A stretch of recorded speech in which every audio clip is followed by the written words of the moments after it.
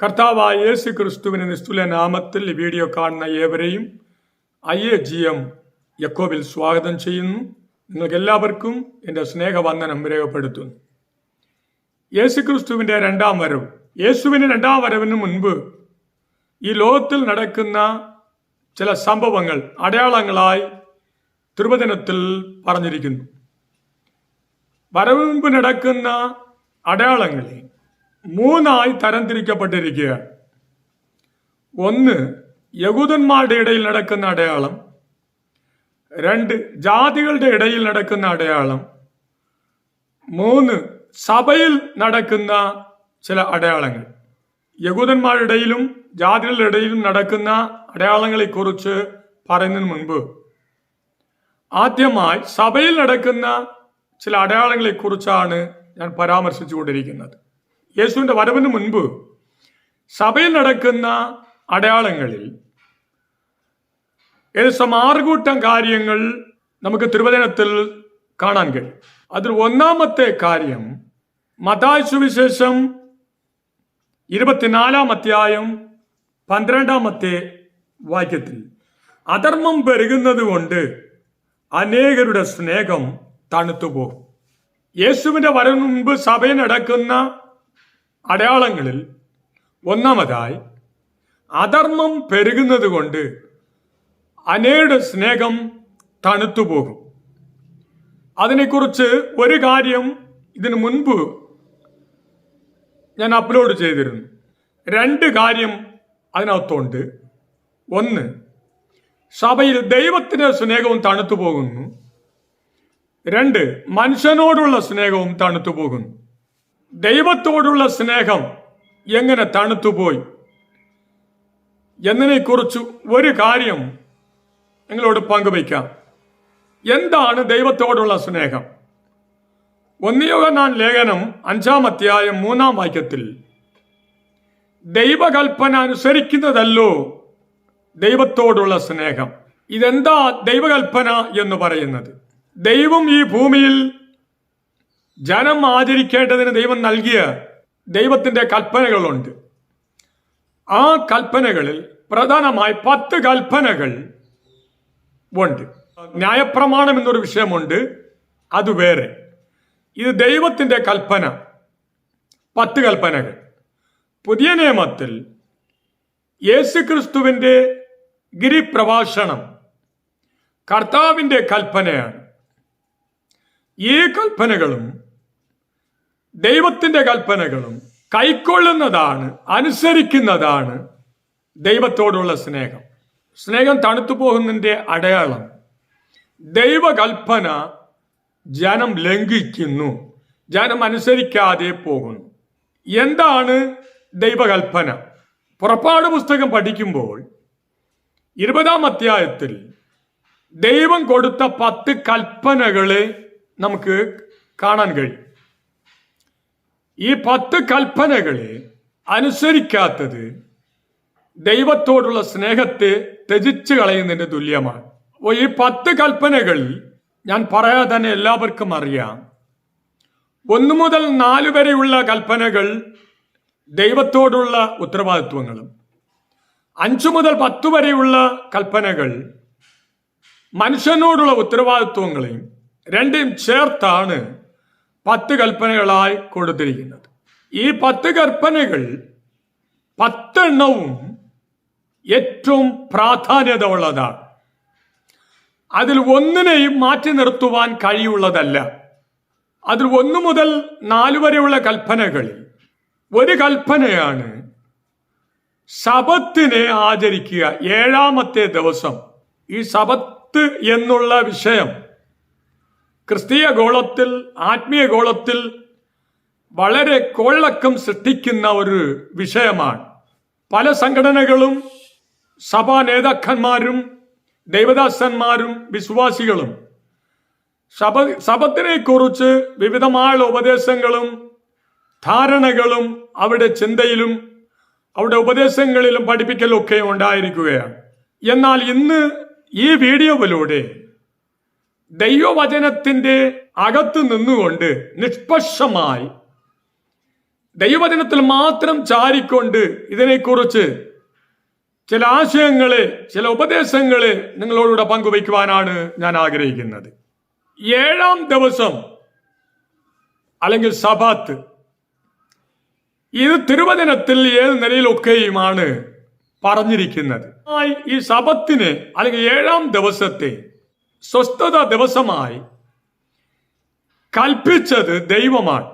ഉൽപ്പത്തി പുസ്തകം 2-ാം അധ്യായം 1 മുതൽ 3 വരെയുള്ള വാക്യങ്ങളിൽ ഇങ്ങനെ ആകാശവും ഭൂമിയും അവയിലുള്ള ചരാചരങ്ങളൊക്കെയും തികഞ്ഞു. താൻ ചെയ്ത പ്രവൃത്തിയൊക്കെയും ദൈവം തീർത്ത ശേഷം താൻ ചെയ്ത സകല പ്രവൃത്തികളിൽ നിന്നും 7-ാം ദിവസം നിവൃത്തനായി. താൻ സൃഷ്ടിച്ചുണ്ടാക്കിയ സകല പ്രവൃത്തിയിൽ നിന്നും അന്ന് നിവൃത്തനായതുകൊണ്ട് ദൈവം 7-ാം ദിവസത്തെ അനുഗ്രഹിച്ച് ശുദ്ധീകരിച്ചു. ദൈവം ഈ ഭൂമിയെ റീക്രിയേഷൻ ചെയ്തത് ഉൽപ്പത്തി 1-ാം അധ്യായത്തിൽ കാണാം. 7-ാം ദിവസം കർത്താവ് അതിനെ സ്വസ്ഥമായിരുന്നു, നിവൃത്തനായിരുന്നു എന്ന് കണക്ക്. അപ്പൊ ഇവിടം കൊണ്ടാണ് സബത്ത് എന്നുള്ള വിഷയം ആരംഭിക്കുന്നത്. 7-ാം ദിവസത്തെ കർത്താവ് 3 നിലയിലാണ് വിശേഷിപ്പിച്ചിരിക്കുന്നത്. 1, കർത്താവ് ചെയ്ത എല്ലാ പ്രവർത്തികളിൽ നിന്നും നിവൃത്തനായി അതിനെ സ്വസ്ഥമായ ദിവസമാക്കി മാറ്റി, സ്വസ്ഥമാക്കി. 2-മത്തത്, ആ ദിവസത്തെ കർത്താവ് വിശുദ്ധീകരിച്ചു. 3-മത്തേത്, ആ ദിവസത്തെ അനുഗ്രഹിച്ചു. എന്നാൽ അടുത്ത് ഈ 7-ാം ദിവസത്തിന്റെ പരാമർശം അല്ലെങ്കിൽ ഉപദേശം എന്ന് പറയുന്നത് ദൈവം മോശെ മുഖാന്തരം ഇസ്രായേൽ ജനത്തിന് ദൈവം കൊടുത്തു. പുറപ്പാട് പുസ്തകം 20-ാം അധ്യായം 8 മുതൽ 11 വരെയുള്ള വാക്യങ്ങളിൽ ശബത്ത് നാളിനെ ശുദ്ധീകരിപ്പാൻ ഓർക്ക, 6 ദിവസം അധ്വാനിച്ച് നിന്റെ വേലൊക്കെയും ചെയ്യുക. 7-ാം ദിവസം നിന്റെ ദൈവമായ യഹോവയുടെ ശബത്താകുന്നു. അന്ന് നീയും നിന്റെ പുത്രനും പുത്രി, നിന്റെ വേലക്കാരനും വേലക്കാരത്തിയും, നിന്റെ കന്നുകാലികളും നിന്റെ പടിവാതിക്കലകത്തുള്ള പരദേശിയും ഒരു വേലയും ചെയ്യരുത്. 6 ദിവസം കൊണ്ട് യഹോവ ആകാശവും ഭൂമിയും സമുദ്രവും അവയിലുള്ളതൊക്കെയും ഉണ്ടാക്കി 7-ാം ദിവസം സ്വസ്ഥമായിരുന്നു. അതുകൊണ്ട് യഹോവ സബത്ത് നാളിനെ അനുഗ്രഹിച്ച് ശുദ്ധീകരിച്ചിരിക്കുന്നു. അപ്പോൾ ദൈവം മോശെ മുഖാന്തരം 10 കൽപ്പനകൾ നൽകുമ്പോൾ ആ 10 കൽപ്പനയിൽ ഒരു കൽപ്പനയാണ് ശബത്ത് അല്ലെങ്കിൽ 7-ാം ദിവസം എന്ന് ഇസ്രായേൽ ജനം ആചരിക്കേണ്ടതിന് ദൈവം നിയോഗിച്ചു കൊടുത്തു. 3-മത്തേത്, അതിനെ ഉറപ്പിക്കുവാൻ വേണ്ടി ദൈവം ഈ 10 കൽപ്പനകളെ കൽപ്പലകകളിൽ ദൈവം തന്നെ എഴുതി കൊടുത്തു. പുറപ്പാട് പുസ്തകം 31-ാം അധ്യായം 18-ാം വാക്യം, അവൻ സീനായ് പർവ്വതത്തിൽ വെച്ച് മോശയോട് അരുളി ചെയ്ത് കഴിഞ്ഞ ശേഷം ദൈവത്തിന്റെ വിരൽ കൊണ്ട് എഴുതിയ കൽപ്പലകളായ സാക്ഷ്യപ്പലക 2 അവന്റെ പക്കൽ കൊടുത്തു. പുറപ്പാട് 31-ന്റെ 13 മുതൽ 18 വരയ്ക്കുമുള്ള വാക്യങ്ങളെ വായിക്കുമ്പോൾ ഞാൻ വിശദീകരിച്ച് കാണുകയാണ്. അപ്പോൾ 1-മത്തേത്, ദൈവം സ്വസ്ഥമായിരുന്ന് അതിനെ നിയോഗിച്ചു. 2, ആ ശബത്തിനെ 7-ാം ദിവസത്തെ ആചരിക്കുവാൻ വേണ്ടി ഇസ്രായേൽ ജനതയോട് മോശെ മുഖാന്തരം കൽപ്പിച്ചു. 3-മത്തേത്, അതേ കൽപ്പനയെ ദൈവം കൽപ്പലകകളിൽ എഴുതി ജനം ആചരിക്കേണ്ടതിന് മോശെ മുഖാന്തരം ദൈവം അരുളി ചെയ്തു. അപ്പൊ ദൈവത്തിന്റെ കൽപ്പനകളെ അനുസരിക്കുന്ന കൂട്ടത്തിൽ ഈ ശബത്തും ഉൾപ്പെട്ടു വരുന്നു. ഇനി പഴയ നിയമത്തിൽ ശബത്തിനെ 4 രീതിയിൽ രേഖപ്പെടുത്തിയിരിക്കുന്നു.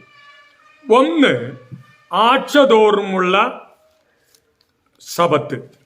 ലേവ്യ പുസ്തകം 23-ാം അധ്യായം 3-ാം വാക്യം, 6 ദിവസം വേല ചെയ്യണം, 7-ാം ദിവസം വിശുദ്ധ സഭായോഗം കൂടേണ്ടുന്ന സ്വസ്ഥതയ്ക്കുള്ള ശബത്ത്. അന്ന് ഒരു വേലയും ചെയ്യരുത്. നിങ്ങളുടെ സകല വാസസ്ഥലങ്ങളിലും അത് യഹോവയുടെ ശബത്ത് ആകുന്നു. ഇത് 7-ാം ദിവസമാകുന്ന ഒന്നാമത്തെ സബത്ത്. ഇനി രണ്ടാമത്തത് വർഷത്തിലുള്ള സബത്തുണ്ട്. ലേവ്യ പുസ്തകം 23-ാം അധ്യായം 7-ാം വാക്യം 35-ാം വാക്യം. 1-ാം ദിവസം നിങ്ങൾക്ക് വിശുദ്ധ സഭായോഗം ഉണ്ടാകണം, സാമാന്യ വേല യാതൊന്നും ചെയ്യരുത്. ഇനി അതിൻ്റെ 35-ാം വാക്യത്തിൽ 1-ാം ദിവസത്തിൽ വിശുദ്ധ സഭായോഗം ഉണ്ടാകണം, അന്ന് സാമാന്യ വേല യാതൊന്നും ചെയ്യരുത്. അപ്പൊ ഈ വർഷം തോറുമുള്ള സബത്ത് എന്ന് പറയുന്നത് ഇസ്രായേൽ ജനത്തിന് ദൈവം ആചരിക്കേണ്ടതിന് 7 ഉത്സവങ്ങൾ കൊടുത്തിട്ടുണ്ട്. അപ്പൊ ഈ 7 ഉത്സവങ്ങൾ വർഷത്തിൽ 3 പ്രാവശ്യമാണ് ആചരിക്കേണ്ടത്. ഇതിൽ 1ഉം 2ഉം ഉത്സവങ്ങളായ പെസഹ, പുളിപ്പില്ലാത്ത അപ്പത്തിന്റെ പെരുന്നാൾ, ഈ ഉത്സവങ്ങളിൽ ആഴ്ചവട്ടത്തിന്റെ അവസാന ദിവസമായ 7-ാം ദിവസവും സബത്ത് ആചരിക്കണം. ഇനി ആഴ്ചവട്ടത്തിന്റെ 1-ാം ദിവസമായ 1-ാം ദിവസത്തിലും സബത്ത് ആചരിക്കണം. ഇത് വർഷം തോറുമുള്ള സബത്ത്. ഇനി 3-ാമത്തേത് 7-ാമത്തെ വർഷമുള്ള സബത്ത്. അത് ലേവ്യ പുസ്തകം 25-ാം അധ്യായം 1 മുതൽ 5 വരെയുള്ള വാക്യങ്ങളിൽ യഹോവ സീനായ് പർവ്വതത്തിൽ വെച്ച് മോശയോട് അരുളി ചെയ്തത്, നീ ഇസ്രായേൽ മക്കളോട് പറയേണ്ടത് എന്തെന്നാൽ, ഞാൻ നിങ്ങൾക്ക് തരുന്ന ദേശത്തിൽ നിങ്ങൾ എത്തിയ ശേഷം ദേശം യഹോവയ്ക്ക് സബത്ത് ആചരിക്കണം. 6 സംവത്സരം നിന്റെ നിലം വിതയ്ക്കണം, അവണ്ണം 6 സംവത്സരം നിന്റെ മുന്തിരിത്തോട്ടം വള്ളിത്തല മുറിച്ച് അനുഭവമെടുക്കണം. 7-ാം സംവത്സരത്തിലോ ദേശത്തിന് സ്വസ്ഥതയുള്ള സബത്തായ യഹോവയുടെ സബത്ത് ആചരിക്കണം. ഇത് 7-ാം വർഷ സബത്ത്. ഇനി 4-ാമത്തേത് 50-ാമത്തെ വർഷ സബത്ത്. അത് ജൂബിലി വർഷ സബത്ത് എന്നാണ്. ലേവ്യ പുസ്തകം 21-ാം അധ്യായം 10 മുതൽ 17 വരെയുള്ള വാക്യങ്ങളിൽ 50-ാം സംവത്സരത്തെ ശുദ്ധീകരിച്ച് ദേശത്തെല്ലായിടവും സകല നിവാസികൾക്കും സ്വാതന്ത്ര്യം പ്രസിദ്ധമാക്കണം. അത് നിങ്ങൾക്ക് അത് യോബേൽ സംവത്സരമായിരിക്കണം. നിങ്ങൾ താന്റെ അവകാശത്തിലേക്ക് മടങ്ങിപ്പോകണം. ഓരോരുത്തരും താന്റെ കുടുംബത്തിലേക്കും മടങ്ങിപ്പോകണം. 50-ാം സംവത്സരം നിങ്ങൾക്ക് യോബേൽ സംവത്സരമായിരിക്കണം. അപ്പോൾ സബത്തിനെ 4ആയി തിരിച്ചിരിക്കുന്നു. 1, 7-ാം ദിവസം, അത് ആഴ്ചവട്ടത്തിന്റെ സബത്ത്. 2, വർഷത്തിന് ഒരിക്കൽ ഉള്ള സബത്ത്. ഉത്സവങ്ങളോടുള്ള ബന്ധത്തിൽ ആഴ്ചവട്ടത്തിന്റെ 7-ാം ദിവസവും സബത്തായിരിക്കണം, ആഴ്ചവട്ടത്തിന്റെ 1-ാം ദിവസവും സബത്ത് ആചരിക്കണം. ഇനി 3-ാമത്തേത് 7-ാമത്തെ വർഷ സബത്ത്. ആ വർഷ സബത്ത് 1 വർഷം സബത്ത് ആചരിക്കണം. 4-ാമത്തേത് 50-ാം വർഷത്തിന്റെ സബത്ത്. അത് ജൂബിലി വർഷ സബത്ത്. അങ്ങനെ സബത്തിനെ 4ആയി തരംതിരിച്ചിരിക്കുകയാണ്. 10 കൽപ്പനകളിൽ ദൈവം കൊടുത്തിരിക്കുന്ന ഈ സബത്ത് 7-ാം ദിവസ സബത്താണ്. ഇതിനെ ആചരിക്കണമെന്നും കൈക്കൊള്ളണം എന്നും ദൈവം മോശെ മുഖാന്തരം കൽപ്പിച്ചത് മാത്രമല്ല, അതിനെ കൽപ്പലകകൾ എഴുതി കൊടുത്ത് അത് ആചരിക്കുവാൻ കൽപ്പിക്കുകയും ചെയ്തു. പുതിയ നിയമത്തിൽ സബത്ത് എത്ര സവിശേഷത ഉണ്ട്? 1, പുതിയ നിയമത്തിൽ യേശുക്രിസ്തുവും സബത്ത് ആചരിച്ചിട്ടുണ്ട്. മർക്കോസിന്റെ സുവിശേഷം 2-ാം അധ്യായം 27-ാം വാക്യം.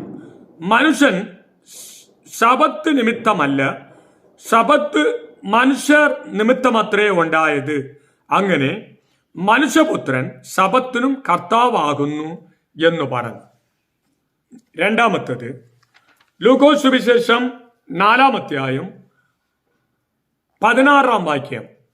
അവൻ വളർന്ന നസറത്തിൽ വന്നു, സബത്തിൽ തന്റെ പതിവ് പോലെ പള്ളിയിൽ ചെന്ന് വായിപ്പാൻ എഴുന്നേറ്റു നിന്നു. ഇനി 31 വാക്യത്തിൽ, അനന്തരം അവൻ ഗലീലയിലെ ഒരു പട്ടണമായ കഫർനഹൂമിൽ ചെന്ന് ശബ്ബത്തിൽ അവരെ ഉപദേശിച്ചു പോന്നു. അപ്പൊ പഴയ നിയമത്തിൽ മാത്രമല്ല, പുതിയ നിയമത്തിലും യേശു ക്രിസ്തു ശബ്ബത്ത് ആചരിച്ചു. 2, അപ്പോസ്തലന്മാരും ശബ്ബത്ത് ആചരിച്ചു. ഒരു വാക്യം മാത്രം വായിക്കാം. അപ്പോസ്തല പ്രവൃത്തിയുടെ പുസ്തകം 13-ാം അധ്യായം 14-ാമത്തെ വാക്യം. അവരോ ബെർഗയിൽ നിന്ന് പുറപ്പെട്ട് പിസിദ്യാ ദേശത്തിലെ അന്ത്യോക്യയിലെത്തി ശബ്ബത്ത് നാളിൽ പള്ളിയിൽ ചെന്ന് ഇരുന്ന് ന്യായപ്രമാണവും പ്രവാചകങ്ങളും വായിച്ച് തീർന്നപ്പോൾ പള്ളി പ്രമാണികൾ അവരുടെ അടുക്കൽ ആളയച്ച്, സഹോദരന്മാരെ, നിങ്ങൾക്ക് ജനത്തോട് പ്രബോധനം വല്ലതും ഉണ്ടെങ്കിൽ പറവീൻ എന്ന് പറയിപ്പിച്ചു. പൗലോസ് എഴുന്നേറ്റ് ആംഗ്യം കാട്ടി പറഞ്ഞത്. അപ്പോൾ പൗലോസ് ശബ്ബത്തിൽ ആചരിച്ച് ദൈവാലയത്തിൽ ചെന്ന് പ്രസംഗിച്ചു എന്ന് പ്രവൃത്തി 13-14, അടുത്ത 42-ാം വാക്യം, അടുത്ത 44-ാം വാക്യം, അടുത്ത 15-ാം അധ്യായം 21-ാം വാക്യം, പ്രവൃത്തി 16-ന്റെ 13-ാം വാക്യം, 17-ാം അധ്യായം 2-ാം വാക്യം, 18-ാം അധ്യായം 4, 19 ഇത്യാദി വാക്യങ്ങളെല്ലാം അപ്പോസ്തലന്മാരും ശബ്ബത്ത് ആചരിച്ച് എന്ന് നമുക്ക് തിരുവചനത്തിൽ കാണാം. പുതിയ നിയമത്തിൽ അപ്പോസ്തലന്മാർ ഏകദേശം 84 വ്യത്യസ്ത ഇടങ്ങളിൽ ശബ്ബത്ത് ആചരിച്ച് എന്ന് ഉടനീളം നമുക്ക് കാണാൻ കഴിയും. ഇതെല്ലാം യേശുക്രിസ്തു സ്വർഗാരോഹണം ചെയ്തതിനു ശേഷം 14 വർഷങ്ങൾക്ക് ശേഷം നടക്കുന്ന സംഭവങ്ങളാണ്. അത് ഒന്നൊന്നായി പറയാം. അന്ത്യോക്യയിൽ വെച്ച് പൗലോസ് 2 ശബ്ബത്തിനെ ആചരിച്ചു. അപ്പോസ്തല പ്രവൃത്തി 13-ാം അധ്യായം 14-ാം വാക്യം, 42-ാം വാക്യം, 44-ാം വാക്യം. ഇനി ഫിലിപ്പിയിൽ വെച്ച് ഒരു ശബ്ബത്ത് ആചരിച്ചു എഴുതിയിരിക്കുന്നു. അപ്പോസ്തല പ്രവൃത്തി 16-ാം അധ്യായം 12, 13 വാക്യങ്ങളിൽ. ഇനി തെസ്സലോനിക്കയിൽ 3 ശബ്ബത്ത് ആചരിച്ചെന്ന് കാണാൻ കഴിയും. അപ്പോസ്തല പ്രവൃത്തി 17-ാം അധ്യായം 1, 2 വാക്യങ്ങൾ. ഇനി കൊരിന്തുവിൽ വ്യത്യസ്തമായി 78 ശബ്ബത്തുകൾ ആചരിച്ചെന്ന് നമുക്ക് ഉടനീളം കാണാൻ കഴിയും. അതിൽ അപ്പോസ്തല പ്രവൃത്തി 18-ന്റെ 1, 4, 11 എന്ന വാക്യങ്ങളിൽ ചുരുക്കം ചില കാര്യങ്ങൾ അവിടെ രേഖപ്പെടുത്തുന്നു. അപ്പോൾ പുതിയ നിയമത്തിൽ അപ്പോസ്തലന്മാർ ശബ്ബത്ത് ആചരിച്ച് ദൈവം സ്വസ്ഥമായിരുന്നു. രണ്ടാമത്തെ, ദൈവം ഇസ്രായേൽ ജനത്തിന് മോശെ മുഖാന്തരം കൽപ്പിച്ച് അരുളി ചെയ്തു. 3, അതിനെ ഉറപ്പിക്കുവാൻ ദൈവം കൽപ്പലകകളിൽ അതിനെ എഴുതി കൊടുത്ത് മോശെ മുഖാന്തരം അരുളി ചെയ്തു. പുതിയ നിയമത്തിൽ യേശു ക്രിസ്തു ശബ്ബത്ത് ആചരിച്ചു. 2 അപ്പോസ്തലന്മാരും ശബ്ബത്ത് ആചരിച്ചു എന്ന് നമുക്ക് തിരുവചനത്തിലുടനീളം കാണാൻ കഴിയും. അപ്പോൾ ഒരു ചോദ്യം ന്യായമായി വരുന്നു, ശബ്ബത്ത് മാറ്റപ്പെട്ടുവോ? ഉത്തരം 1-2 കാര്യം നിങ്ങളോട് ഓർപ്പിക്കാം.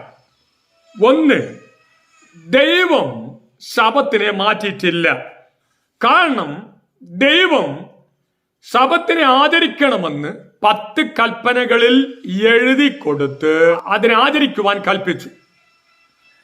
അത് എന്തുകൊണ്ടെന്നാൽ ദൈവം അതിനെ വിശുദ്ധീകരിച്ചത് മാത്രമല്ല, അനുഗ്രഹിച്ചത് മാത്രമല്ല,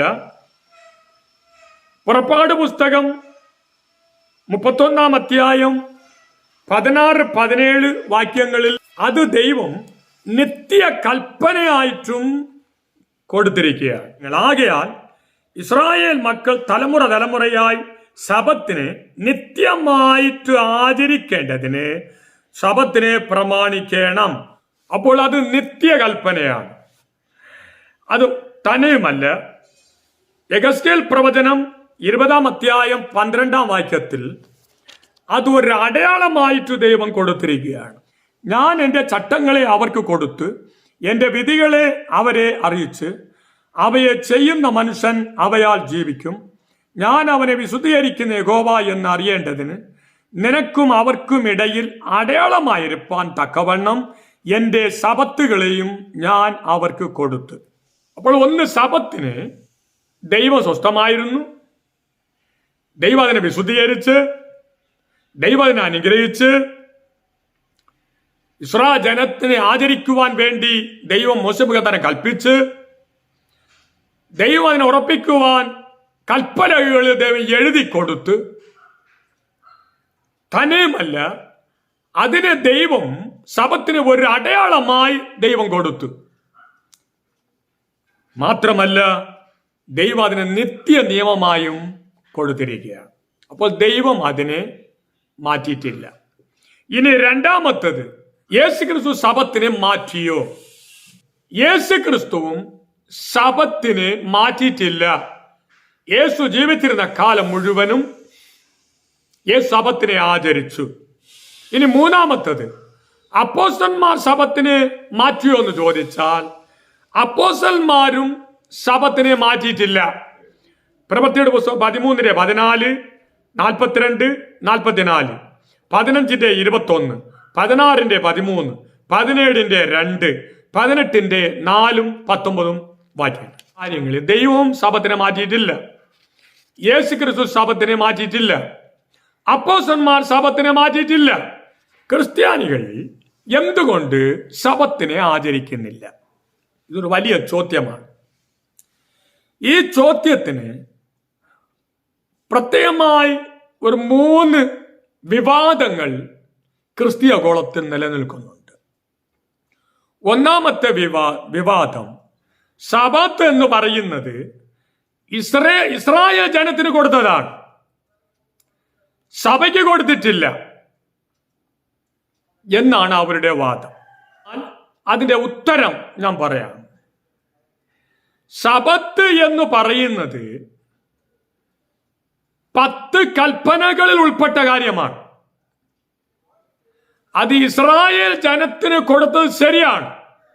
ഈ 10 കൽപ്പനകളിൽ പുതിയ നിയമത്തിൽ വരുമ്പോൾ 9 കൽപ്പനകളും സഭ ആചരിക്കുവാൻ എല്ലാവരും സമ്മതിക്കും.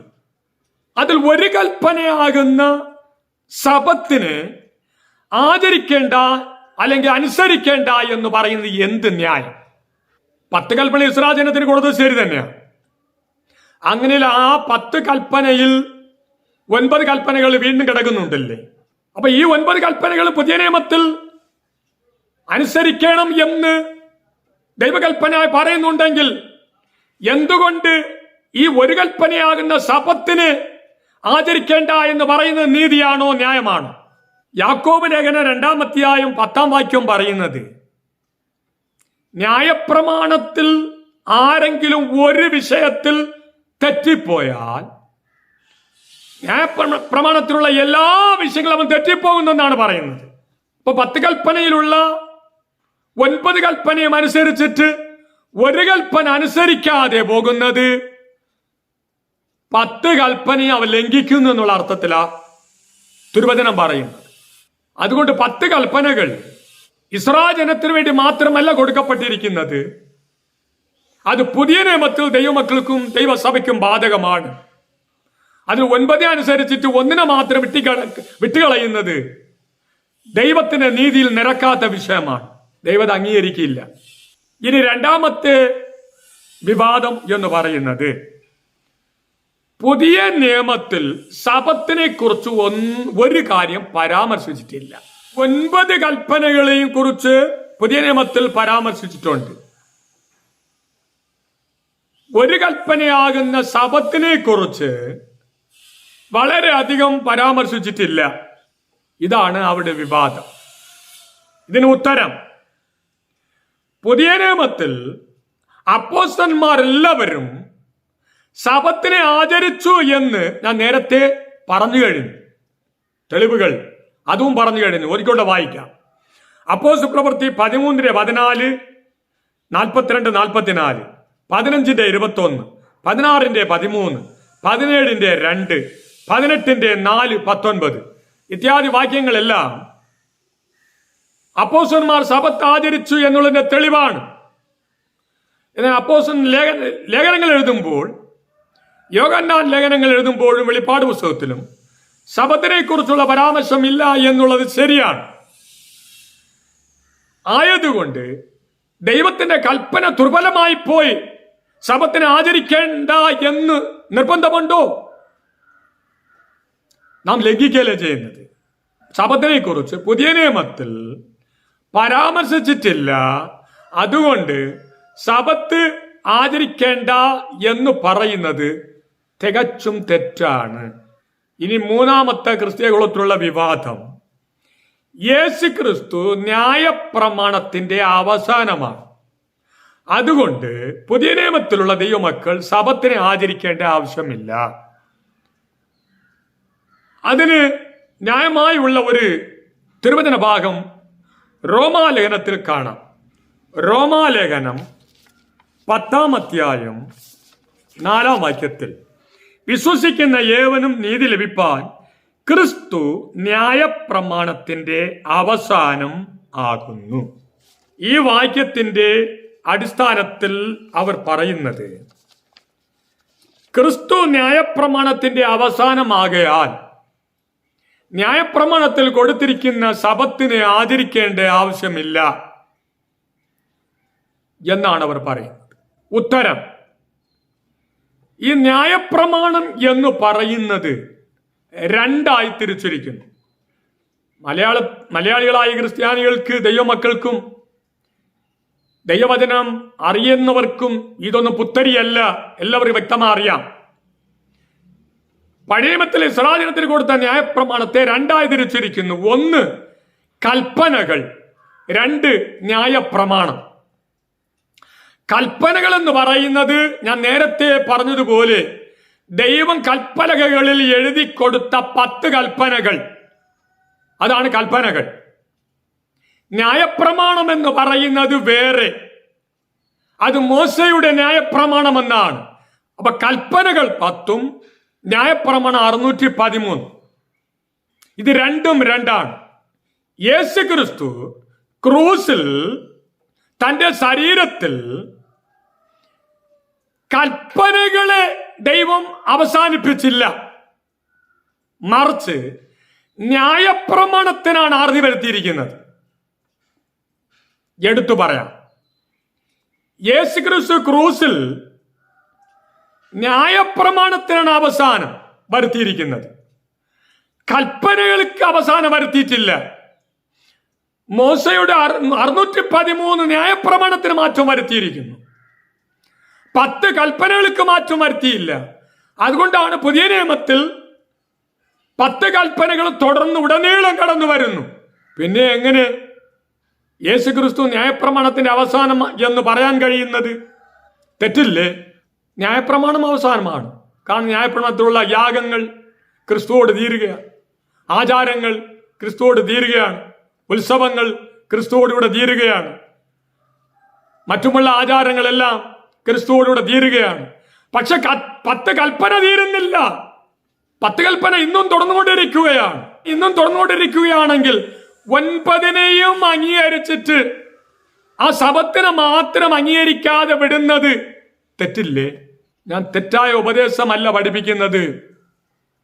തിരുവചനത്തെ യഥാർത്ഥമായിരിക്കുന്ന വശങ്ങളിൽ നിന്നുകൊണ്ട് ഞാൻ ഈ കാര്യങ്ങളെ പറഞ്ഞുകൊണ്ടിരിക്കുകയാണ്. 10 കൽപ്പനകളിലുള്ള 9 കൽപ്പനകൾ പോലെ തന്നെ സബത്ത് എന്നുള്ളത് ഇന്നും തിരുവചനത്തിൽ തുടർന്നുകൊണ്ടേയിരിക്കുകയാണ്. നാം അതിന് നമ്മുടേതായ ലാക്കിനു വേണ്ടി, നമ്മുടേതായ കാര്യത്തിനു വേണ്ടി അതിനെ മാറ്റി എന്നു മാത്രം സമ്മതിച്ചാൽ മതിയില്ലേ? അപ്പൊ അടുത്ത ചോദ്യം വരികയാണ്. അപ്പോൾ ഈ 7-ാം ദിവസ സബത്തിനെ ആഴ്ചവട്ടത്തിന്റെ 1-ാം ദിവസമായ ഞായറാഴ്ച സൺഡേ സബത്തായി ആരാണ്, എങ്ങനെയാണ് മാറ്റിയത്? ഇതിനെ അറിയണമെങ്കിൽ ചരിത്രത്തിൽ നാം ഒന്ന് കടന്നു പോകേണ്ടതുണ്ട്. ചരിത്രത്തിൽ ഒരു 6 കൂട്ടം കാര്യങ്ങൾ അതിനെക്കുറിച്ച് നമ്മൾ വിശദീകരിക്കാം. 1, AD 314 യെസൂബിയസ് എന്ന് പറയുന്നതായ ഒരു വേദപണ്ഡിതൻ, ഒരു സഭാ പിതാവാണ്. അദ്ദേഹം കൈസരിയയിൽ ബിഷപ്പായി മാറി. ഈ AD 316 യെസൂബിയസ് എന്നുള്ള സഭാ പിതാവ് ക്രിസ്ത്യാനികൾക്ക് ശബത്ത് ഇല്ല, ആ ശബത്തിന് ആഴ്ചവട്ടത്തിന്റെ 1-ാം ദിനമായ ഞായറാഴ്ചയിലേക്ക് മാറ്റുവാൻ വേണ്ടി അദ്ദേഹം മാറ്റി അതിനെ സഭയിൽ പ്രചരിപ്പിച്ചു. സഭ അതിനെ അംഗീകരിച്ചു. രണ്ടാമത്തത് AD 321 മാർച്ച് മാസം 7-ാം തീയതി കോൺസ്റ്റാന്റൈൻ ചക്രവർത്തി തന്റെ 1-ാമത്തെ കൽപ്പനയായി ഈ 7-ാം ദിവസ ആരാധനയെ ഞായറാഴ്ചയിലേക്ക് അദ്ദേഹമാണ് മാറ്റിയത് മാത്രമല്ല, എല്ലാ ജനങ്ങളും 7-ാം ദിവസമാകുന്ന ശബത്തിനെ മാറ്റി ആഴ്ചവട്ടത്തിലെ 1-ാം ദിവസമായ ഞായറാഴ്ച ശബത്തായി ആചരിക്കണമെന്ന് അവൻ കൽപ്പന പുറപ്പെടുവിക്കുകയും ജനത്തെ അദ്ദേഹം നിർബന്ധിക്കുകയും ചെയ്തു. അങ്ങനെ ശബത്ത് ആഴ്ചവട്ടത്തിന് 1-ാം ദിവസവുമായി മാറ്റപ്പെട്ടു. മൂന്നാമത്തത് AD 325 നിസിയ എന്ന ഒരു കൗൺസിൽ നടന്നു. ആ കൗൺസിൽ റോമൻ ചക്രവർത്തിയായിരുന്ന ഇതേ കോൺസ്റ്റാന്റൈൻ ചക്രവർത്തി അദ്ദേഹവും റോമൻ കത്തോലിക്ക സഭയും ചേർന്ന് 7-ാം ദിവസ ശബത്തിന് ആഴ്ചവട്ടത്തിന്റെ 1-ാം ദിവസ ആരാധനയായി അവർ മാറ്റം കുറിച്ചു. അങ്ങനെയാണ് 7-ാം ദിവസം മാറി ഞായറാഴ്ചയായി മാറിയത്. നാലാമത്തത് AD 365 ഏകദേശ കണക്കിൽ ലവോദിക്കയിൽ വെച്ച് ഒരു കൗൺസിൽ നടന്നു. ആ കൗൺസിലിൽ കത്തോലിക്ക സഭാ വിഭാഗം യഹൂദന്മാർക്ക് ഈ 7-ാം ദിവസം ശബത്തെന്ന് അവർ ആചരിക്കുന്നു, അതിൽ അവർ മടിയന്മാരായി ജീവിക്കുകയാണ്, അതുകൊണ്ട് അതിനെ വിടാൻ പാടില്ല, ഈ 7-ാം ദിവസത്തെ ശബത്ത് ആചരിക്കുവാൻ വിടാതെ വണ്ണം അതിന് ജോലി നാളാക്കുകയും ആഴ്ചവട്ടത്തിന്റെ 1-ാം ദിവസത്തെ ശബത്തായി മാറ്റുകയും ചെയ്യണമെന്ന് പറഞ്ഞ് അവർ കൽപ്പിക്കുകയും ചെയ്ത് അതുപോലെ അവർ അംഗീകരിക്കുകയും ചെയ്തു. ഈ കാര്യത്തെ അന്നുള്ള അനേക സഭ വിഭാഗം ക്രിസ്ത്യാനികൾ അങ്ങനെ തന്നെ അംഗീകരിപ്പാനിടയായിത്തീർന്നു. എന്നാൽ 1-ാം നൂറ്റാണ്ടിൽ ചെതറിപ്പാർത്ത അനേക ദൈവമക്കൾ അവർ പോകുന്ന സ്ഥലത്തിലെല്ലാം യേശു ക്രിസ്തുവിനെ പ്രസംഗിക്കുകയും അവർ 7-ാം ദിവസം ശബത്തായി അവർ ആചരിക്കുകയും ചെയ്തു എന്ന് ചരിത്രത്തിൽ നമുക്ക് കാണാൻ കഴിയും. മറ്റുള്ളവർ 1-ാം ദിവസത്തെയാണ് ശബത്തായി ആചരിക്കുന്നത്. ഇനി 5-ാമത്തെ കാര്യം, ഏകദേശം AD 400 കാലഘട്ടങ്ങളിൽ അഗസ്റ്റിൻ എന്നറിയപ്പെടുന്ന ഒരു കത്തോലിക്ക, ഒരു തിയോളജിയൻ, ഒരു വേദപണ്ഡിതൻ, അദ്ദേഹം ഒരു കൽപ്പന ഇങ്ങനെ പുറപ്പെടുവിച്ചത് എങ്ങനെയാണ്? സഭാവിഭാഗങ്ങളിലുള്ള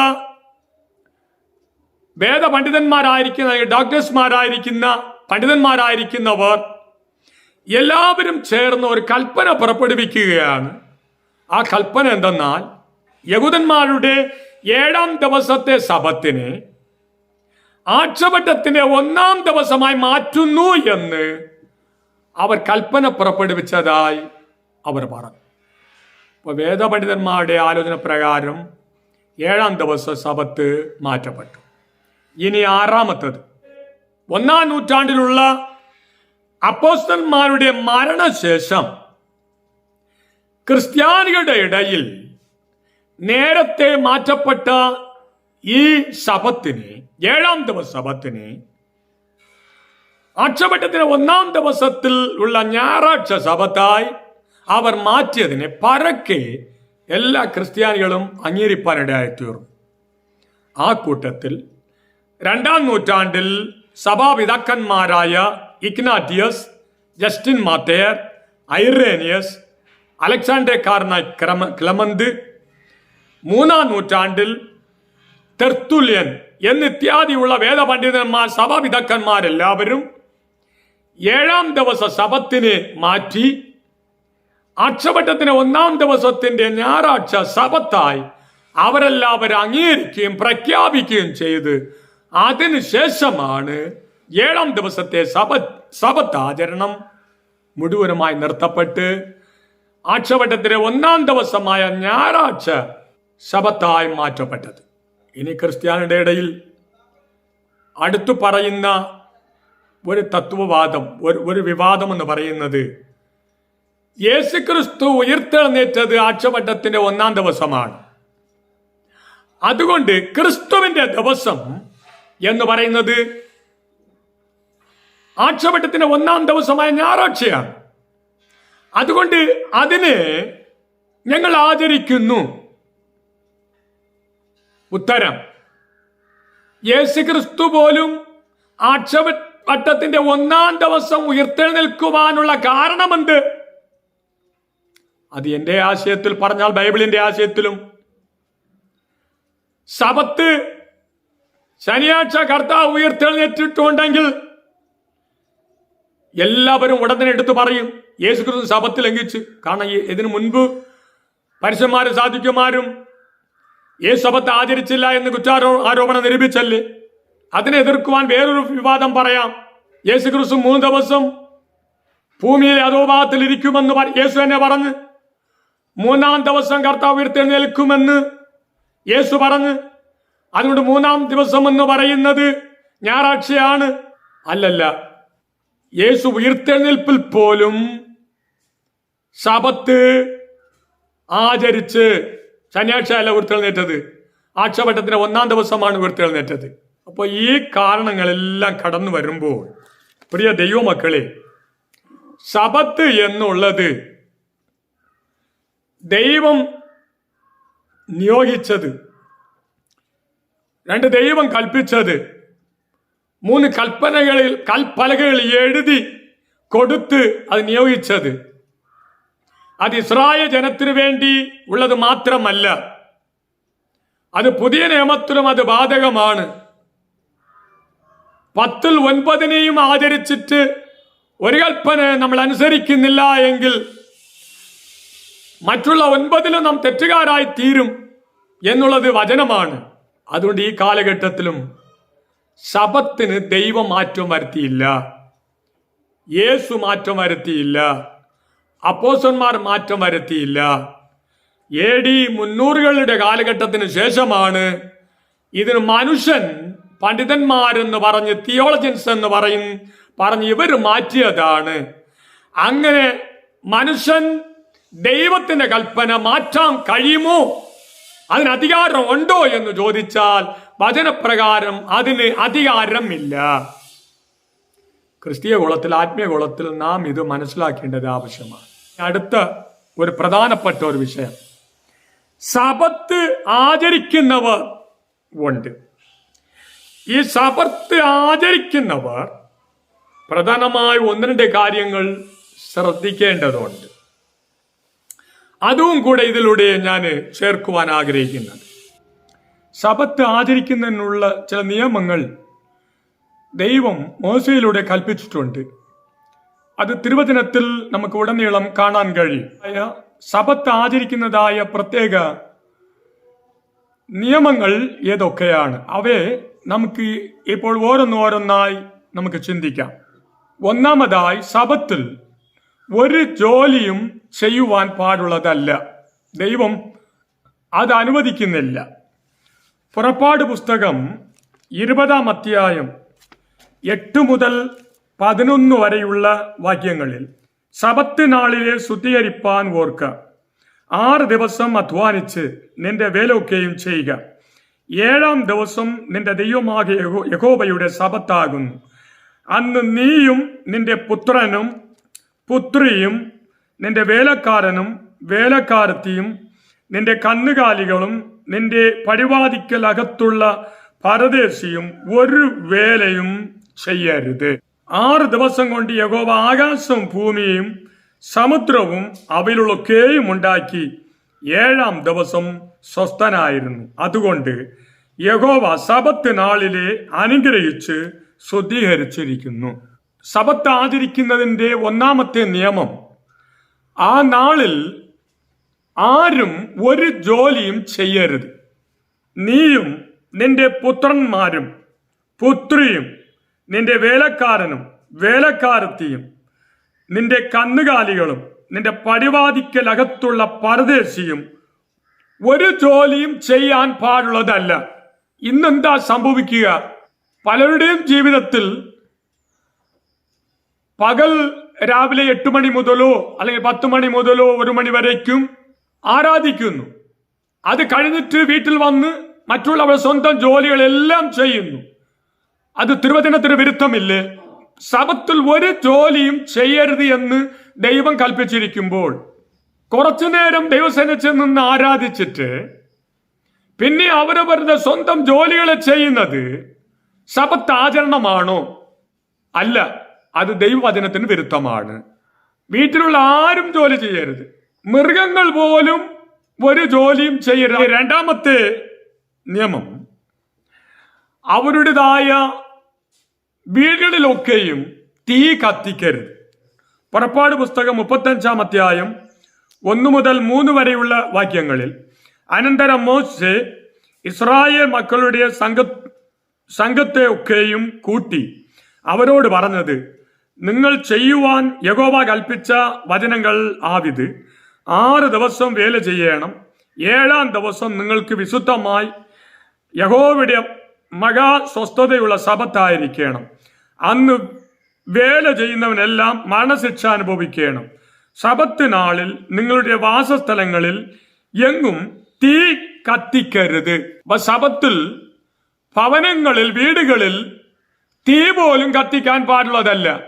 ഇന്നെന്താ സംഭവിക്കുക? രാവിലെ ഉച്ച വരയ്ക്കോ അല്ലെങ്കിൽ 1 മണി വരയ്ക്കോ 2 മണി വരയ്ക്കോ ആലയത്തിൽ ആരാധിക്കുന്നു. ആലയത്തിന് പോകുന്നതിന് മുൻപ് തന്നെ വീട്ടിൽ ആഹാരഭാഗങ്ങളൊക്കെയും ചെയ്ത് റെഡിയാക്കി വെക്കുന്നു. വന്നതിനു ശേഷവും വൈകിട്ടായിരുന്നാലും രാത്രിയായിരുന്നാലും വീണ്ടും തീ കത്തിക്കുന്നു. ഇത് ദൈവവചനത്തിന് വിരുദ്ധമല്ലേ? ദൈവം അത് അനുവദിക്കുന്നില്ല. സബത്തിൽ ഭവനങ്ങളിൽ, വീടുകളിൽ തീ കത്തിക്കരുത്. തീ കത്തിച്ചാൽ അത് ദൈവത്തിന്റെ സബത്ത് ആചരിക്കുന്ന ആചരണമല്ല.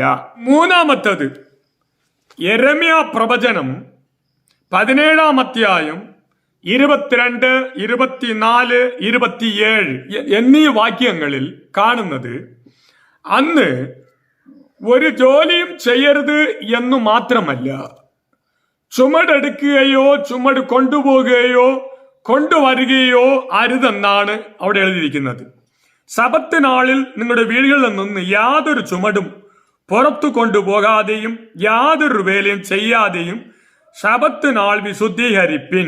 ഇനി 24-ാം വാക്യം, നിങ്ങളോ സബത്ത് നാളിൽ ഈ നഗരത്തിന്റെ വാതിലുകളിൽ കൂടി യാതൊരു ചുമടും കൊണ്ടുവരാതെയും സബത്ത് നാളിൽ യാതൊരു വേലയും ചെയ്യാതെയും അതിനെ വിശുദ്ധീകരിക്കേണ്ടതിന് എന്റെ വാക്ക് ജാഗ്രതയോട് കേട്ടനുസരിക്കുമെങ്കിൽ. 27-ാം വാക്യം, എന്നാൽ സബത്ത് നാൾ വിശുദ്ധീകരിപ്പാനും സബത്ത് നാളിൽ യെരുശലേമിന്റെ വാതിലുകളിൽ കൂടി ചുമട് ചുമന്നുകൊണ്ടു പോകാതെ ഇരിപ്പാനും നിങ്ങൾ എന്റെ വാക്ക് കേട്ട് അനുസരിക്കുമെങ്കിൽ. അപ്പൊ ഈ വാക്യങ്ങളിൽ സബത്ത് നാളിൽ ചുമട് ചുമക്കരുത്, ചുമട് കൊണ്ടുവരരുത്, ചുമട് കൊണ്ടുപോകരുത്. ഇത് ഒരു തരത്തിൽ ചിന്തിച്ചാൽ അന്ന് വ്യാപാരം എന്ന് പറയുന്ന, കൊടുക്കൽ വാങ്ങൽ എന്ന് പറയുന്ന ഒരു ജോലി സബത്തിൽ ചെയ്യരുത്. അങ്ങനെ സബത്തിൽ അത് ചെയ്താൽ ആ ദൈവവചനത്തിന് വിരുദ്ധം. ഇനി 4-ാമത്തത്, യെശയ്യാവിന്റെ പ്രവചനം 58-ാം അധ്യായം 13, 14 വാക്യങ്ങളിൽ പറഞ്ഞിരിക്കുന്നത്, നീ എന്റെ വിശുദ്ധ ദിവസത്തിൽ എന്റെ കാര്യാദികൾ നോക്കാതെ സബത്തിൽ നിന്റെ കാൽ അടയ്ക്കുവെച്ച് സബത്തിനെ ഒരു സന്തോഷം എന്നും യഹോവയുടെ വിശുദ്ധ ദിവസത്തെ ബഹുമാനീയ യോഗ്യം എന്നും പറയുകയും നിന്റെ വേലയ്ക്ക് പോകുകയോ നിന്റെ കാര്യാദികളെ നോക്കുകയോ വ്യക്ത സംസാരത്തിൽ നേരം പോക്കുകയോ ചെയ്യാതെ വണ്ണം അതിനെ ബഹുമാനിക്കുകയും ചെയ്യുമെങ്കിൽ ശബത്തിൽ കാലടക്കി വെക്കണം. എന്ന് വെച്ചാൽ ദൂരയാത്ര പോകരുത്. അത് വിശുദ്ധ ദിനമെന്നും ബഹുമാനീയ യോഗ്യമെന്നും അതിനെ ചിന്തിക്കുകയും ആദരിക്കുകയും ചെയ്യണം. ഇനി അടുത്ത് വ്യർത്ഥ സംസാരം പോലും അന്ന് സംസാരിക്കരുത്. ഇന്നെന്താ സംഭവിക്കുക? കുറച്ചു നേരം ദൈവസന്നിധിയിൽ നിന്ന് ആരാധിക്കുന്നു, അത് കഴിഞ്ഞിട്ട് വന്ന് സ്വന്തം ജോലികൾ ചെയ്യുന്നു, വേണ്ടി വന്ന ആ ദൂരയാത്ര ചെയ്യുന്നു, വ്യർത്ഥ സംസാരം ഇഷ്ടം പോലെ സംസാരിച്ച് കളയുന്നു. ഇതൊക്കെയും ചെയ്തു കഴിഞ്ഞാൽ ശബത്ത് ആചരിക്കുന്നു എന്ന് പറയുന്നത് ശരിയാണ്. ശബത്ത് രാവിലെ 8 മുതൽ 1 മണി വരെയാണോ ശബത്ത്? അല്ലെങ്കിൽ രാവിലെ 10 മുതൽ 2 മണി വരെയാണോ ശബത്ത്? ഒരു ദിവസം മുഴുവനും അന്ന് ശബത്താണ്. 5-ാമത്തെ കാര്യം, സംഖ്യാപുസ്തകം 15-ാം അധ്യായം 32 മുതൽ 35 വരെയുള്ള വാക്യങ്ങളിൽ ശബത്തിൽ ഒരുവൻ വിറക് പെറുക്കാൻ വേണ്ടി പോയി. അവനെ കണ്ടെത്തിയവർ അവനെ മോശയുടെ അടുക്കൽ കൊണ്ടുവന്ന് നിർത്തുകയും അപ്പോൾ ദൈവാലോചന പ്രകാരം അവനെ കല്ലെറിഞ്ഞു കൊല്ലുകയും ചെയ്തു. അങ്ങനെ ശബത്തിൽ വിറക് പെറുക്കാനും പാടില്ല. അപ്പൊ ഇതൊക്കെയും ദൈവത്തിന്റെ വചനത്തിൽ ശബത്തിനെ കുറിച്ചുള്ള ദൈവത്തിന്റെ നിയമങ്ങളാണ്. മറ്റാരും ശബത്തിൽ ഒരു ജോലിയും ചെയ്യരുത്. 2, ഒരു വീട്ടിലും അന്ന് ശബത്തിൽ തീ കത്തിക്കരുത്. 3, ചുമട് ചുമക്കുക, ചുമട് കൊണ്ടുവരിക, എന്റെ ആശയത്തിൽ പറഞ്ഞാൽ വ്യാപാരമൊന്നും ചെയ്യുക എന്നുള്ളത് ശബത്തിൽ പാടില്ല. 4-ാമത്തേത്, ദൂരയാത്ര പോകരുത്, കാലിനടക്കി വെക്കണം, ശബത്തിനെ വിശുദ്ധമായി അത് ആചരിക്കണം, വ്യർത്ഥ സംസാരം പോലും സംസാരിക്കരുത്. ഇനി 5-ാമത്തെ കാര്യം, വിറക് പെറുക്കിയതിന് പോലും ദൈവം മരണശിക്ഷ നൽകുവാനിടയാക്കി തീർത്തു. ശബത്തിൽ ആരും ഒരു ജോലിയും ചെയ്യാതെ സ്വസ്ഥമായിരിക്കണം എന്നാണ് ശബത്തിനെ കുറിച്ച് പറഞ്ഞിരിക്കുന്നത്. എന്നാൽ ഇത് പാലിക്കാതെ അല്പനേരം മാത്രം ആരാധന നടത്തിക്കൊണ്ട് ആരാധിച്ചുകൊണ്ട് ശേഷമുള്ള സമയം മുഴുവൻ സ്വന്തം കാര്യങ്ങളെ നോക്കുകയും സ്വന്തം കാര്യങ്ങൾ പോകുകയും സ്വന്തം വ്യർത്ഥ സംസാരങ്ങൾ സംസാരിക്കുകയും ചെയ്യുമെങ്കിൽ അത് ശബത്ത് ആചരിക്കുന്ന ആചരണമല്ല. ശബത്ത് ആചരിക്കുന്നവർ അത് ശ്രദ്ധിക്കേണ്ട വിഷയമാണ്. ശബത്ത് ആചരിക്കുമ്പോൾ ഇനിയും ആചരിക്കേണ്ട ചില നിയമങ്ങൾ തിരുവചനത്തിൽ കൊടുത്തിരിക്കുകയാണ്. അതിൽ 1-ാമത്തേത്, വർഷം തോറും ശബത്ത് ആചരിക്കണം. പഴയ നിയമത്തിൽ ഇസ്രായേൽ ജനത്തിന് ദൈവം കൽപ്പിച്ചിരുന്ന 7 ഉത്സവങ്ങളുണ്ട്. ആ 7 ഉത്സവങ്ങളിൽ പ്രധാനമായി പെസഹ ഉത്സവം, പുളിപ്പില്ലാത്ത അപ്പത്തിന്റെ പെരുന്നാൾ, ഈ ഉത്സവം പ്രധാനമാണ്. എല്ലാ ഉത്സവങ്ങളും പ്രധാനമാണ്. എന്നാൽ ഈ 2 ഉത്സവത്തെക്കുറിച്ചും കർത്താവ് പറഞ്ഞിരിക്കുന്നത് ആഴ്ചവട്ടത്തിന്റെ അവസാന ദിവസമായ 7-ാം ദിവസവും ശബത്ത് ആചരിക്കണം. ആഴ്ചവട്ടത്തിന്റെ 1-ാം ദിവസം ഞായറാഴ്ചയും ശബത്ത് ആചരിക്കണം എന്ന് ലേവ്യാപുസ്തകം 23-ാം അധ്യായം 7-ഉം 8-ഉം വാക്യത്തിൽ കാണാം. എന്നാൽ ഇവിടെ നമ്മൾ ശ്രദ്ധിക്കേണ്ടത്, ഈ ഉത്സവങ്ങൾ എന്ന് പറയുന്നതിൽ പെസഹ ഉത്സവം, പുളിപ്പില്ലാതെ അപ്പത്തിന്റെ പെരുന്നാളിന്റെ ഉത്സവം, യേശുക്രിസ്തുവിന്റെ ക്രൂശ് മരണത്തോട് അത് നിവർത്തിക്കപ്പെട്ടത് കൊണ്ട് വർഷത്തിൽ ഒരിക്കലുള്ള ശബത്ത് ആചരണം ഒഴിവാക്കപ്പെടുകയാണ്. കാരണം അത് ക്രൂസിൽ യേശുക്രിസ്തുവിന്റെ യാഗത്തോടുകൂടെ അത് നിവർത്തിക്കപ്പെട്ട് കഴിഞ്ഞിരിക്കുകയാണ്. ഇനി 2-ാമത്തേത്, 7-ാമത്തെ വർഷ ശബത്ത്. 7-ാം വർഷ ശബത്ത് എന്ന് പറയുന്നത് ലേവ്യാപുസ്തകം 25-ാം അധ്യായം 1 മുതൽ 5 വരെയുള്ള വാക്യങ്ങളിൽ യഹോവ സീനായ് പർവ്വതത്തിൽ വെച്ച് മോശയോട് അരുളി ചെയ്തത് നീ ഇസ്രായേൽ മക്കളോട് പറയേണ്ടത് എന്തെന്നാൽ, ഞാൻ നിങ്ങൾക്ക് തരുന്ന ആ ദേശത്ത് നിങ്ങൾ എത്തിയ ശേഷം ദേശം യഹോവയ്ക്ക് ശബത്ത് ആചരിക്കണം.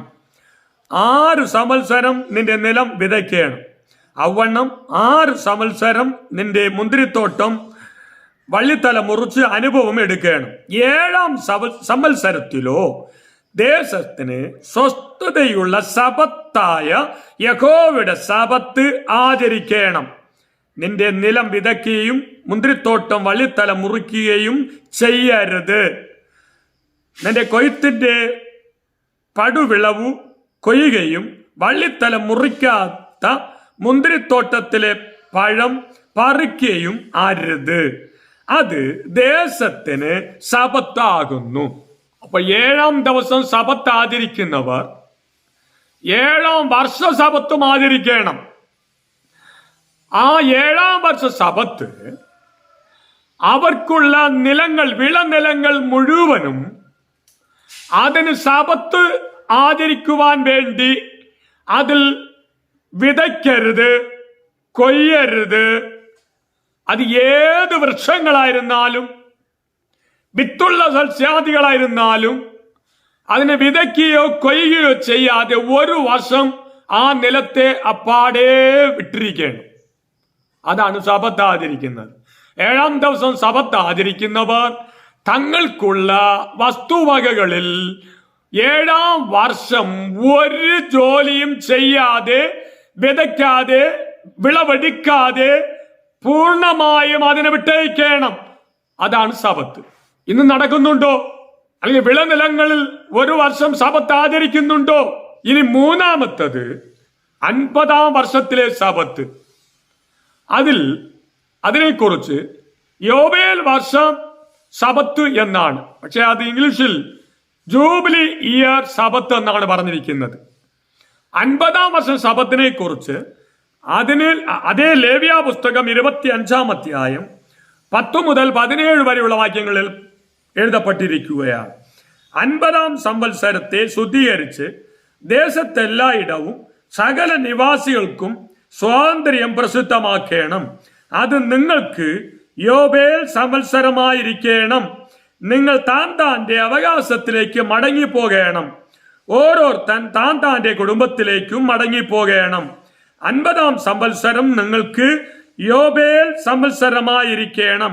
അതിൽ നിങ്ങൾ വിതയ്ക്കുകയോ പടുവിളവ് കൊയ്യുകയോ വള്ളിത്തല മുറിക്കാത്ത മുന്തിരി വള്ളിയുടെ പഴം പറിക്കുകയോ ചെയ്യരുത്.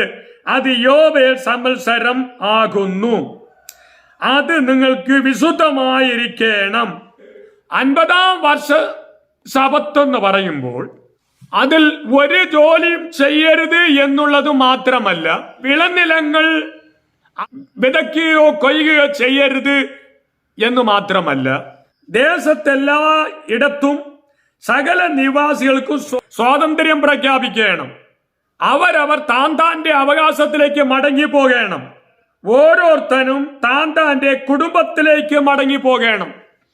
അപ്പൊ 50-ാം വർഷം ഏത് ജോലി, ഗവൺമെന്റ് ജോലി ആയിരുന്നാലും ശരി, മറ്റുള്ള ജോലികളായിരുന്നാലും ശരി, സ്വന്തം ജോലികളായിരുന്നാലും ശരി, കമ്പനി ജോലികളായിരുന്നാലും ശരി, ഏതു ജോലികളായിരുന്നാലും ശരി, അതിന് ആ 1 വർഷത്തേക്ക് വീട്ടിൽ അവരവർ താന്റെ ഭവനത്തിലേക്കും കടന്നു പോകണം, മടങ്ങി പോകണം. 1 വർഷം സ്വസ്ഥമായിരിക്കണം. ഇന്ന് നടക്കുന്നുണ്ടോ? 7-ാം ദിവസ ശബത്ത് ആചരിക്കുന്നവർ 7-ാം വർഷത്തെ ശബത്തും ആചരിക്കണം. 50-ാം വർഷത്തിന്റെ ശബത്തും ആചരിക്കണം. ഇത് ആചരിക്കുന്നില്ല എങ്കിൽ 7-ാം ദിവസത്തിന്റെ ശബത്തിന് ആചരിക്കുന്നത് കൊണ്ട് മാത്രം പ്രയോജനമില്ല. നിയമമാണ്, അനുസരിച്ചേ പറ്റൂ.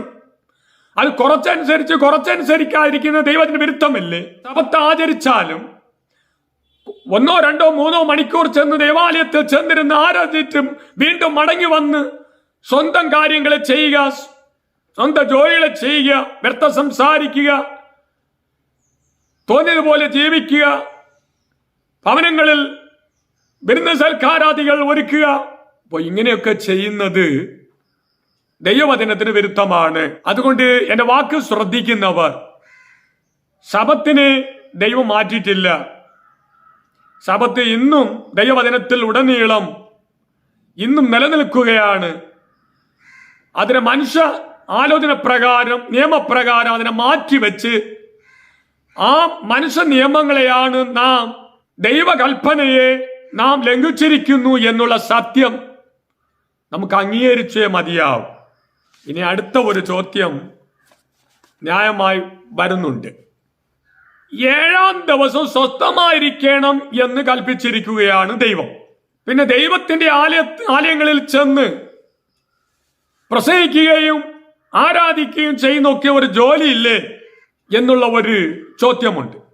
ഇനി ന്യായമായ ഒരു ചോദ്യമാണ്. അതിന്റെ ഉത്തരം, ദേവാലയത്തിൽ ചെന്ന് പ്രസംഗിക്കുകയും ആരാധിക്കുകയും ദേവാലയത്തിലെ ശുശ്രൂഷകളെയും ദൈവം അംഗീകരിച്ചിരിക്കുകയാണ്. അതിനെ ദൈവം കുറ്റമായി വിധിക്കുന്നില്ല. ലൂക്കോസിന്റെ സുവിശേഷം 6-ാം അധ്യായം 6 മുതൽ 10 വരെയുള്ള വാക്യങ്ങൾ.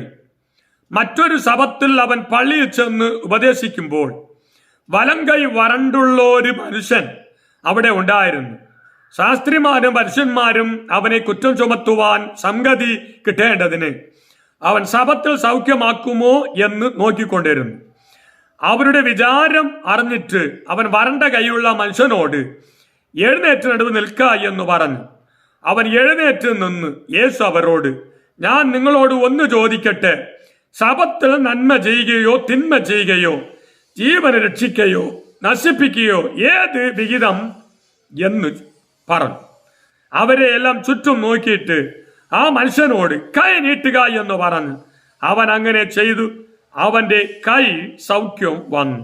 യേശുക്രിസ്തു ശബത്തിൽ പള്ളിയിൽ അവൻ ചെന്നു. വരണ്ട കൈയുള്ള മനുഷ്യനായി ഇരിക്കുന്ന കണ്ടപ്പോൾ അവന് സൗഖ്യമാക്കി അവന് കർത്താവ് നന്മ ചെയ്തു.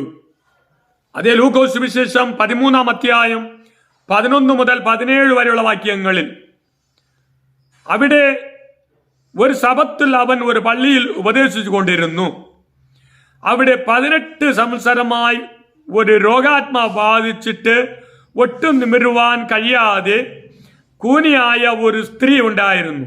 യേശു അവളെ കണ്ട് അടുക്കെ വിളിച്ച്, സ്ത്രീയെ, നിന്റെ രോഗബന്ധനം അഴിഞ്ഞിരിക്കുന്നു എന്ന് പറഞ്ഞു അവളുടെ മേൽ കൈവച്ച് അവൾ ക്ഷണത്തിൽ നിവർന്ന് ദൈവത്തെ മഹത്വപ്പെടുത്തി. അപ്പൊ യേശുക്രിസ്തു ശബത്തിൽ ഒരു പള്ളിയിൽ ചെന്ന് ഉപദേശിച്ച് അവിടെയും കൂലിയായിരുന്ന ഒരു സ്ത്രീയെ സൗഖ്യമാക്കി. ശബത്തിൽ ദേവാലയത്തിൽ ചെല്ലുന്നതും ഉപദേശിക്കുന്നതും പ്രസംഗിക്കുന്നതും ആരാധിക്കുന്നതും രോഗശാന്തി ശുശ്രൂഷ നടത്തുന്നതും ശബത്തിനെ ലംഘിക്കുന്നതല്ല, മറിച്ച് കർത്താവ് അതിനെ അംഗീകരിച്ചിരിക്കുകയാണ്. ശബത്തിൽ നന്മ ചെയ്യുന്നതും ദൈവം അംഗീകരിച്ചിരിക്കുന്നു. മത്തായി സുവിശേഷം 12-ാം അധ്യായം 12-ാം വാക്യത്തിൽ, എന്നാൽ മനുഷ്യൻ ആടിനേക്കാൾ എത്രയോ വിശേഷതയുള്ളവൻ ആകയാൽ ശബത്തിൽ നന്മ ചെയ്യുന്നത് വിഹിതം തന്നെ എന്നു പറഞ്ഞു. അപ്പോൾ ശബത്തിൽ നന്മ ചെയ്യാം എന്ന് കർത്താവ് തന്നെ അംഗീകരിച്ചിരിക്കുകയാണ്. പഴയ നിയമത്തിലും ശബത്തിൽ ശുശ്രൂഷ ചെയ്യുന്നത് ദൈവം അനുവദിച്ച ഒരു വിഷയമാണ്. മത്തായി സുവിശേഷം 12-ാം അധ്യായം അതിന്റെ 5-ാം വാക്യത്തിൽ, ശബത്തിൽ പുരോഹിതന്മാർ ദേവാലയത്തിൽ വെച്ച് ശബത്തിനെ ലംഘിക്കുന്നു എങ്കിലും കുറ്റമില്ലാതെ ഇരിക്കുന്നു എന്ന് ന്യായപ്രമാണത്തിൽ വായിച്ചിട്ടില്ലായോ? ഇപ്പൊ പഴയ നിയമത്തിൽ സമാഗമന കൂടാരത്തിൽ ദേവാലയത്തിൽ യാഗം അർപ്പിക്കുവാൻ പുരോഹിതന്മാർ ശുശ്രൂഷിക്കുന്നത് ദൈവം അംഗീകരിച്ചിരിക്കുന്നു. അത് ശബത്ത് ലംഘനം എന്ന് ദൈവം പറയുന്നില്ല, ദൈവം അത് അംഗീകരിച്ചിരിക്കുകയാണ്. ഇനി മൂന്നാമത്തത്, പുതിയ നിയമത്തിൽ അപ്പോസ്തലന്മാർ ശബത്തിൽ ദേവാലയത്തിൽ ചെന്ന് ശുശ്രൂഷിച്ചതായി നമുക്ക് കാണാൻ കഴിയും. അങ്ങനെയെങ്കിൽ ശബത്തിൽ സ്വസ്ഥമായിരിക്കണം എന്നുള്ളത് ദൈവത്തിന്റെ കൽപ്പന തന്നെയാണ്.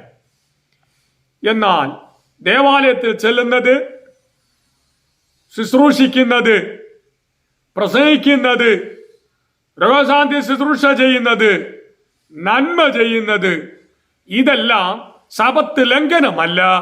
അത് ദൈവം അംഗീകരിച്ചതാണ്, യേശു ക്രിസ്തു അംഗീകരിച്ചതാണ്, അപ്പോസ്തലന്മാർ അത് നിർവഹിച്ചതാണ്. അതുകൊണ്ട് പ്രിയമുള്ളവരെ, ശബത്ത് എന്ന് പറയുന്നത് ദൈവം മാറ്റിയിട്ടില്ല, യേശു ക്രിസ്തു മാറ്റിയിട്ടില്ല. യേശു ആചരിച്ചു. അപ്പോസ്തലന്മാർ മാറ്റിയിട്ടില്ല, അപ്പോസ്തലന്മാർ ശബത്തിനെ ആചരിച്ചു. എന്നാൽ AD 300 കാലങ്ങൾക്ക് ശേഷമാണ് 7-ാം ദിവസ ശബത്ത് എന്നുള്ളത് മനുഷ്യകൽപ്പന പ്രകാരം, മനുഷ്യ നിയമപ്രകാരം അത് ആഴ്ചവട്ടത്തിന്റെ 1-ാം ദിവസത്തിലേക്ക് മാറ്റപ്പെട്ടു. അത് ദൈവത്തിന്റെ വചനത്തിന്, ദൈവത്തിന്റെ നിയമത്തിനും വിരോധം തന്നെയാണ്. നാം എല്ലാവരും ദൈവകൽപ്പന അനുസരിക്കേണ്ടതിന് നാം എല്ലാവരും ബാധ്യസ്ഥരാണ്. നാം വീണ്ടും ദൈവത്തിന്റെ കൽപ്പനകളിലേക്ക് മടങ്ങി വരേണ്ടതുണ്ട്. അങ്ങനെ ദൈവകൽപ്പന അനുസരിക്കുന്നതാണ് ദൈവത്തോടുള്ള സ്നേഹം. യേശുക്രിസ്തുവിന്റെ വരവിന് മുൻപ് സഭയിൽ നടക്കുന്ന അടയാളത്തിൽ ഒന്ന്, അധർമ്മം വർദ്ധിക്കുന്നത് കൊണ്ട് അനേകരുടെ സ്നേഹം തണുത്തുപോകും. ദൈവകൽപ്പന അനുസരിക്കാതെ ദൈവസ്നേഹം തണുത്തു പോകുന്നു. അത് ഈ കാലഘട്ടത്തിൽ സംഭവിച്ചുകൊണ്ട് ഇരിക്കുകയാണ്. അതുകൊണ്ട് എന്നെ കേൾക്കുന്ന പ്രിയ ദൈവമക്കളെ, ശബത്ത് എന്ന് പറയുന്ന ഒരു കൊള്ളക്കം സൃഷ്ടിക്കുന്ന വിഷയമാണ്. എന്നാൽ ദൈവവചനത്തിൽ മറന്നു നിന്നുകൊണ്ട് നിഷ്പക്ഷമായി ദൈവവചനത്തെ നിങ്ങൾക്ക് പഠിപ്പിച്ചു എന്നുള്ള മാത്രമാണ് ഞാൻ ചെയ്തത്. എങ്ങനെ മുടി മറച്ചാലും സത്യം സത്യം തന്നെയാണ്. അതുകൊണ്ട് ഈ നാളുകളിൽ കർത്താവിന്റെ വരവിന് മുൻപ് ദൈവകൽപ്പനകൾ അനുസരിച്ചുകൊണ്ട് ദൈവസ്നേഹത്തിലും മനുഷ്യരുള്ള സ്നേഹത്തിലും നാം വർദ്ധിച്ച് കർത്താവിന്റെ വരവിന് വേണ്ടി നമുക്ക് എല്ലാവർക്കും ഒരുങ്ങാം. അനേകരെ നീതിയിലേക്ക്, സത്യത്തിലേക്ക് നമുക്ക് നയിക്കാം. അതിനായി കർത്താവ് നാളുകൾ നമ്മെ സഹായിക്കട്ടെ എന്നുള്ള പ്രാർത്ഥനയോട് ഞാനിവിടെ നിർത്തുന്നു. അടുത്ത വിഷയവുമായി കടന്നു വരയ്ക്കും. ദൈവം നമ്മെല്ലാവരെയും കാത്തു പരിപാലിക്കുമാറാകട്ടെ. മാരാനാഥ.